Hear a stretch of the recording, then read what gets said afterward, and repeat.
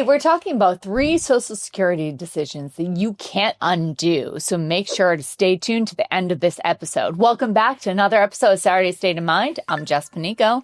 You're Mike Panico. Yes, I am. Yeah, that's what it says on your license and your undies. How's it going? It's going great. We see people make all sorts of rash decisions with their Social Security all the time. Not even rash, just kind of half-baked. And there's real consequence for this. And some of them you can't undo, right? Permanent consequences. Yeah, I mean, you went to YouTube, you fired this up on your phone or TV, and, you're looking to avoid mistakes. So we got you covered. All right, well, let's talk about decision number 1, and that's filing too early without coordination. Yeah, I want to be careful as to how we word this. Really, I think the spirit of the mistake is thinking that you can change your mind as it relates to Social Security. So I'll turn it on, and if, my health starts to decline, or if I can go back to work, maybe I'll turn it off, or it's people. Give it a whirl, see how it goes. Yeah. Social Security is not a light switch. It's generally a permanent decision. Now, there is an asterisk that you can apply here.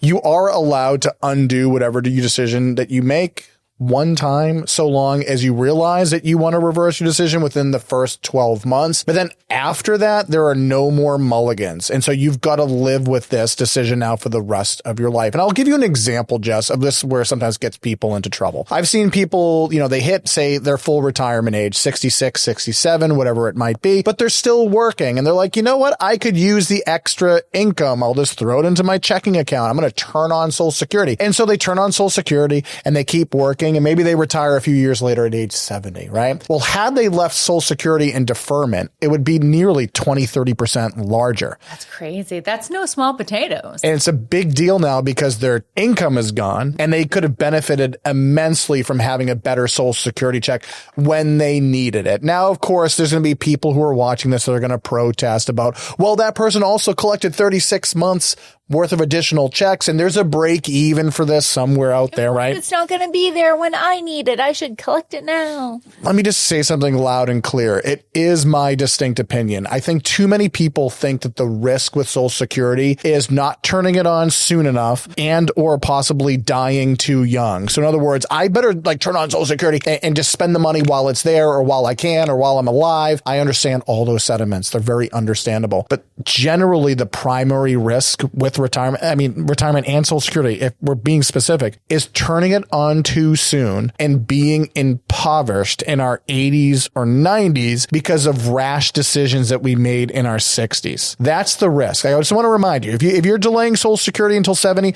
and you die at 69, I wouldn't actually consider that to be a risk. You're dead. Your financial problems are over. You're not going to go haunting me or Jess and saying boo, I shouldn't have delayed. I get it. If you can haunt us, have at it. Not me. Just him. Sure.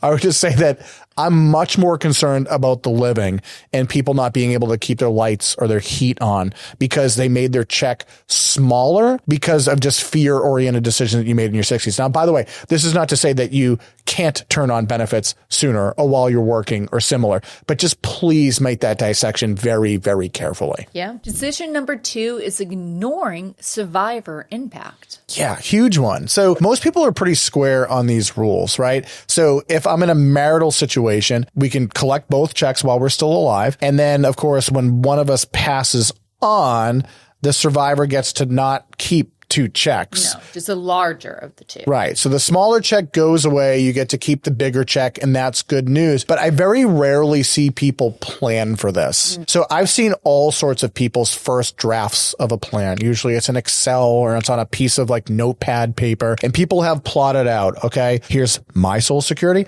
and here's his Social Security, and here's my pension, and here's his pension, and here's the money in his IRA and her IRA, and they have it all plotted out, and they go by year. If I'm getting this for a rate of return, if these are the distributions that I'm taking, and they've got this plan mapped out relatively accurately, but it ends like Romeo and Juliet. At the same time. They die at the same time, holding hands, right? That's not how it usually shakes out. Statistically, men will predecease their partners, and women on average will outlive their best friend by 8 or more years. So there's a lot of years that need bridging and covering.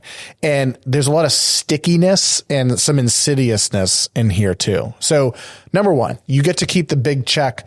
you still lost the other one, however much smaller that it was. That is a de facto reduction in income. It could be 10%, it could be 20 or 30%. It could be more. That's a big reduction, and that's problematic because a lot of survivors, you're going to save on the grocery bill a little bit. There's one less person to pay for. But you don't get a discount on your property tax because you're a widow. Your utility bill doesn't go down. My Netflix doesn't decrease. Right. So like you might see a corresponding reduction in your expenditures, but generally speaking, what people see is a bigger deduction or reduction in their income as compared to their expenditures. So that's a little bit problematic. Here's the other thing that I like. Every time I say this, right, people will tell me, I never thought of that.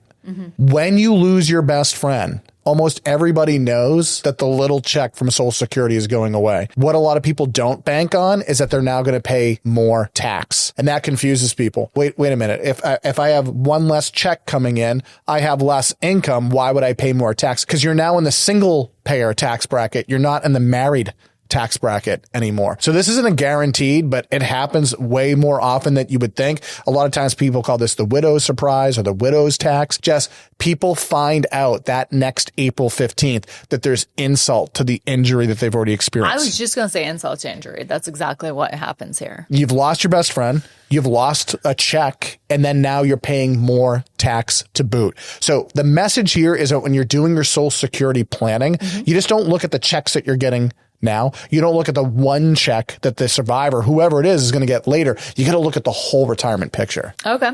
And here's the last decision that you can't undo is treating this just like paperwork. I think, earlier I said that people kind of go about turning on Social Security in kind of like a rash, lazy, haphazard fashion. It's like, well, I'm retired. I should just turn on Social Security now, right? Here's the form. No thought to it. Well, maybe. What's the thought process? And usually people go, well, I need money. The paycheck is stopped. Well, sometimes when you go into retirement, there's a severance that you can live on for a period of time.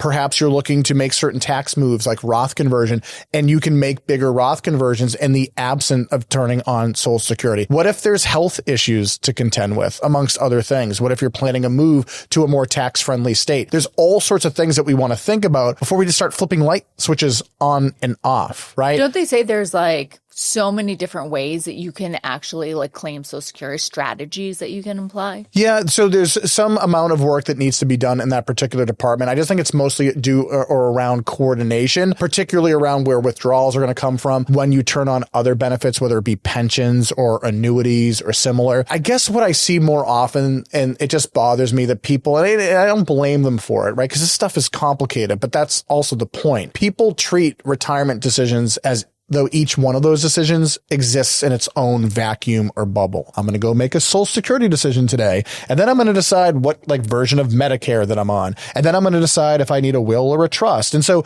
these are seemingly separate things. This is a Social Security decision, a healthcare decision, and then I've got an estate planning decision to make. Well, all three of these things actually interact with each other to some extent or another. And if not in the short term, on a long enough time horizon, they almost certainly will. What we're trying to encourage here is to not think about this as just one isolated decision that can be made on a singular dimension. Before we decide what we want to turn on Social Security, we have to talk about things like anticipated longevity, our health and how it is today, where income is going to come from, if we would mathematically benefit if we were to delay versus turning things on early. It depends on a host of things, your budget, as well as what the kids are up to. If you have an inheritance coming your way, there's so much to look at. If you're looking for optimization to collect every dollar that's rightfully yours and have it complement the rest of your investment as well as your tax strategy, it's a decision that needs to be made in light of more context than the rest of what's cooking in your plan. Well, hopefully this was eye-opening. If it was, hit that subscribe button. Also, take a look at our episode about don't fall for these 5 myths about Social Security. We'll see you next time.